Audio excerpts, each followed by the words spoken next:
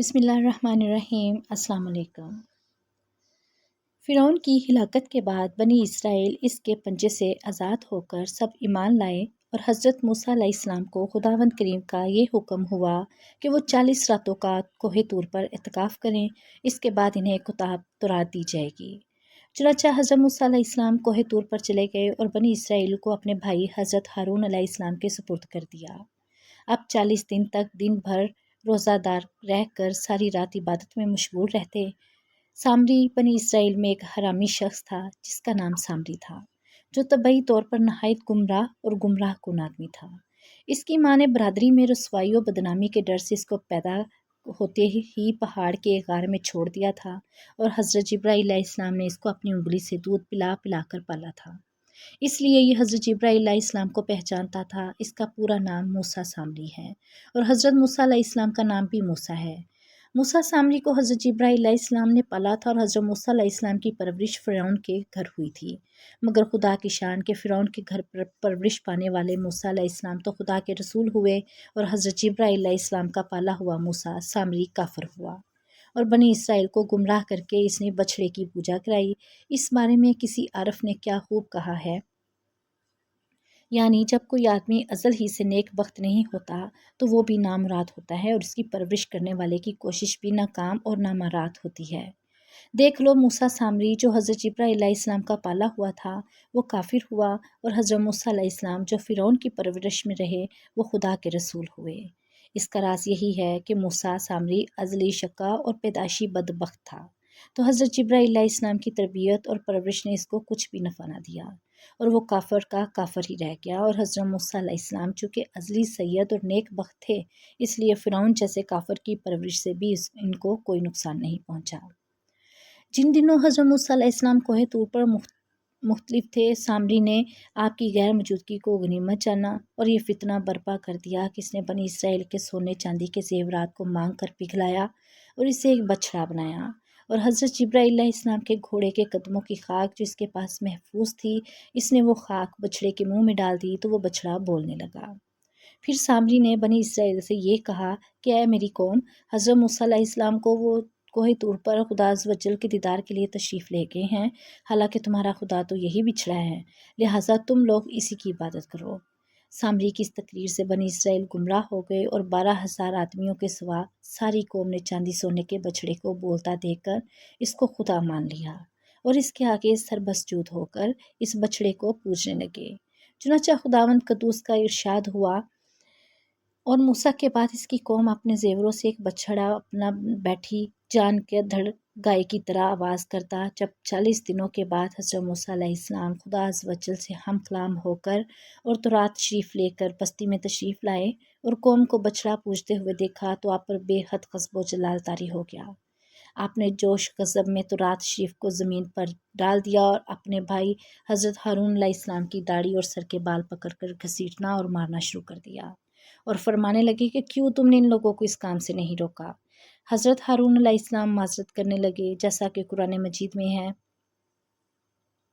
ترجمہ: کہا اے میرے ماں جائے، قوم نے مجھے کمزور سمجھا اور قریب تھا کہ مجھے مار ڈالیں، تو مجھ پر دشمنوں کو نہ ہنسا اور مجھے ظالموں میں نہ ملا۔ حضرت ہارون علیہ السلام کی معذرت سن کر حضرت موسیٰ علیہ السلام کا غصہ ٹھنڈا پڑ گیا۔ اس کے بعد آپ نے اپنے بھائی حضرت ہارون علیہ السلام کے لیے رحمت اور مغفرت کی دعا فرمائی۔ پھر آپ نے اس بچھڑے کو توڑ پھوڑ کر اور جلا کر اس کو ریزہ ریزہ کر کے دریا میں بہا دیا۔ قرآنی واقعہ سے خاص طور پر 2 سبق ملتے ہیں۔ اس سے علماء کرام کو یہ سبق ملتا ہے کہ علماء کرام کو بھی اپنے مذہب کے عوام کی طرف سے غافل نہیں رہنا چاہیے، بلکہ ہمیشہ عوام کو مذہبی باتیں بتاتے رہنا چاہیے۔ آپ نے دیکھا کہ سامری نے 40 دن حضرت موسیٰ علیہ السلام کی غیر موجودگی سے فائدہ اٹھا کر ساری قوم کو بہکا کر گمراہ کر دیا۔ اسی طرح اگر علماء اہل سنت اپنی قوم کی ہدایت و خبرگیری سے غافل رہیں گے تو بد مذہبوں کو موقع مل جائے گا کہ ان لوگوں کو بہکا کر گمراہ کر دیں۔ حضرت جبرائیل علیہ السلام کے گھوڑے کے پاؤں کی خاک میں جب یہ اثر تھا کہ بچھڑے کے منہ میں پڑتے ہی بچھڑا بولنے لگا، تو اس سے معلوم ہوا کہ اللہ والوں کے قدموں کے نیچے کی خاک میں بھی خیر و برکت کے اثرات ہوا کرتے ہیں۔ लिहाजा खुदा के नेक बंदों के गबार आलूद कदमों को धोकर मकानों के पानी में छिड़कना, जैसा कि बाज़ खुश अकीदा मुरीदीन का तरीका है, ये कोई लघु और बेकार काम नहीं, बल्कि इससे फ्यूज़ बरक़ात और फ़वाइद हासिल होने की उम्मीद है, और ये शरअन जायज़ भी है। हज़रत मूसा अलैहिस्सलाम ने तौरात शरीफ के अहकाम पढ़कर बनी इसराइल को सुनाए और फरमाया कि तुम लोग इस पर अमल करो। जब बनी इसराइल ने तौरात शरीफ के अहकाम को सुना तो एकदम उन्होंने इन अहकाम को कबूल करने से इनकार कर दिया। इस सरकशी पर अल्लाह ताला का ये गज़ब नाजिल हुआ कि नागहां कोहे तूर जड़ से उखड़ कर हवा में उड़ता हुआ अब बनी इसराइल के सरों के ऊपर हवा में मुअल्लक हो गया, जो 3 मील लंबी और 3 मील चौड़ी ज़मीन में डेरे डाले हुए मुकीम थे। जब बनी इसराइल ने ये देखा कि पहाड़ इनके सरों पर लटक रहा है तो सब के सब सजदा में गिरकर अहद करने लगे कि हमने तो रात के सब अहकामात को कबूल किया और हम इन पर अमल भी करेंगे। मगर इन लोगों ने सजदा में अपने रुखसार और बाएं भुएं को ज़मीन पर रखा और दाहिनी आंख से पहाड़ को देखते रहे कि कहीं हमारे ऊपर गिर तो नहीं रहा है। यही वजह है कि अब भी यहूदी इसी तरह सजदा करते हैं कि बायां रुखसार और बाएं भुओं ज़मीन पर रखते हैं। बहरहाल बनी इसराइल ने जब तौबा कर ली और तौरात के अहकाम पर अमल करने का अहद कर लिया तो फिर ये पहाड़ उड़कर अपनी जगह पर चला गया। कुरान मजीद ने इस वाक़या को चंद जगहों पर बयान फरमाया है। मसलन सूरह अराफ में है कि और जब हमने पहाड़ इन पर उठाया गोया वो साहिबान है और समझे कि वो इन पर गिर पड़ेगा। लो जो हमने तुम्हें दिया ज़ोर से और याद करो जो इसमें है कि कहीं तुम परहेज़गार हो। इस वाक़या से मालूम हुआ कि नावाक़िफ़ों या सरकशों को किसी नेक काम के करने या अच्छी बात को कबूल करने पर डरा धमका कर मजबूर करना, ये ऐन हिकमत और खुदावंद कद्दूस की मुक़द्दस सुन्नत है।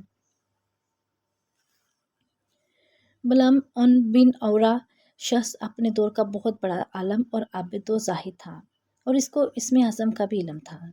यह अपनी जगह बैठा हुआ अपनी रूहानियत से अर्श आज़म को देख लिया करता था और बहुत ही मुस्तजाब अलदावत था कि इसकी दुआएं बहुत ज़्यादा मकबूल हुआ करती थीं। इसके शागिर्दों की तादाद भी बहुत ज़्यादा थी। मशहूर ये है कि इसकी दरसगाह में तालिब इल्मों की दुआएं 12,000 थी।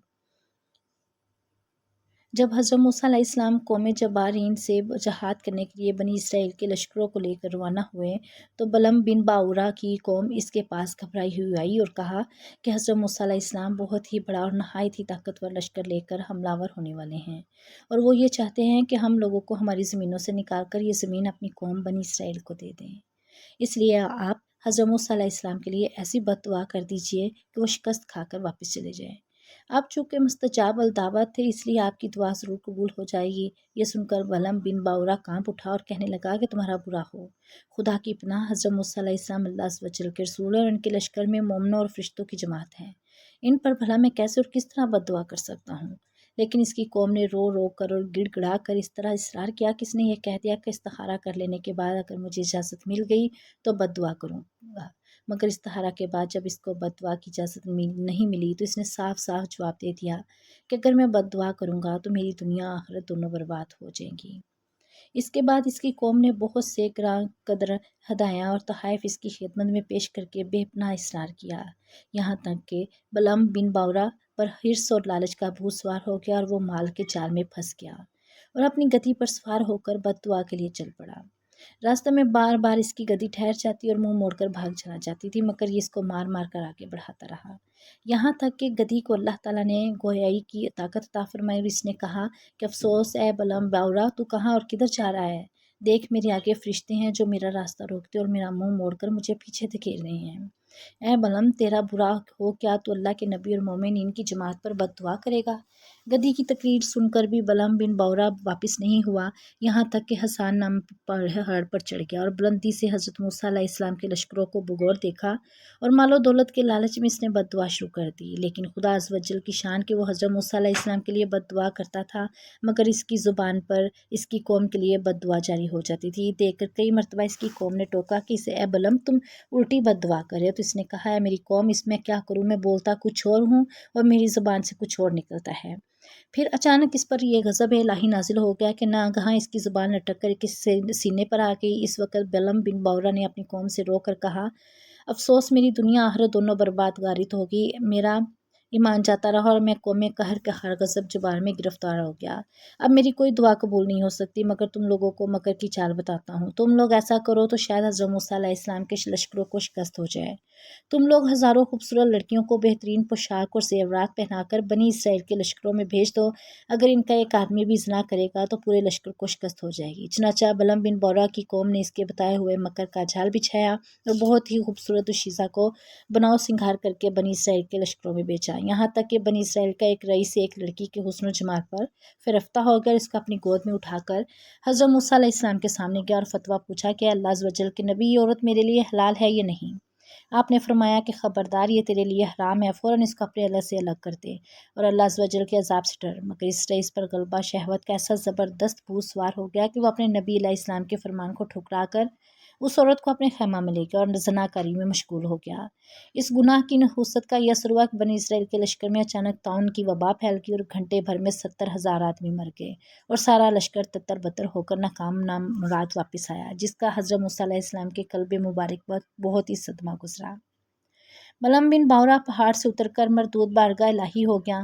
آخری دم تک اس کی زبان ناس کے سینے پر لٹکتی رہی اور وہ بے ایمان ہو کر مر گیا۔ اس واقعہ کو قرآن کریم نے ان الفاظ میں بیان فرمایا ہے۔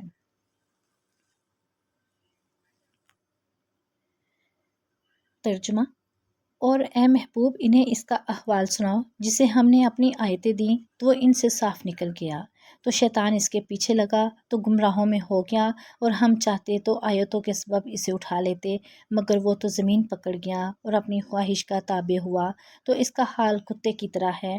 تو اس پر حملہ کرے تو زبان نکالے اور چھوڑ دے تو زبان نکالے، یہ حال ہے ان کا جنہوں نے ہماری آیتیں جھٹلائیں۔ تو تم نصیحت سناؤ کہ کہیں وہ دھیان کریں۔ بلعم بن باورا کیوں ذلیل ہوا؟ روایت ہے کہ بعض انبیاء کرام نے خدا تعالیٰ سے دریافت کیا کہ تو نے بلعم بن باورا کو اتنی نعمتیں عطا فرما کر پھر اس کو کیوں اس قدر ذلت میں گرا دیا؟ تو اللہ تعالیٰ نے فرمایا کہ اس نے میری نعمتوں کا بھی کبھی شکر ادا نہیں کیا۔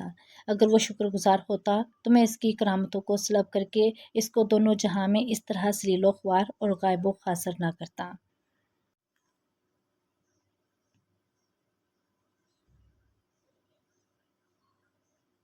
بلعم بن باورا کی اس سرگزشت سے چند اسباق ہدایت ملتے ہیں۔ دیکھ لو بلعم بن باورا کیا تھا اور کیا ہو گیا۔ یہ کیوں ہوا؟ اس لیے اور صرف اس لیے کہ وہ مال و دولت کے لالچ میں گرفتار ہو گیا اور دانستہ اللہ عز و جل کے نبی پر بد دعا کرنے کے لیے تیار ہو گیا، تو اس پر یہ وبال پڑا کہ دنیا آخرت میں ملعون ہو کر اس طرح مردود و مردہ ہو گیا کہ عمر بھر کتے کی طرح لٹکتی ہوئی زبان لیے پھرا اور آخرت میں جہنم کی بھڑکتی اور شعلہ بار آگ کا ایندھن بن گیا۔ لہٰذا ہر مسلمان خصوصاً علماء و مشائخ کو مال و دولت کے حرص اور لالچ کے جال سے ہمیشہ پرہیز کرنا چاہیے اور ہرگز کبھی بھی مال کی طمع میں دین کے اندر مداخلت نہیں کرنی چاہیے، ورنہ خوب سمجھ لو کہ قہر الہی عز و جل کی تلوار لٹک رہی ہے۔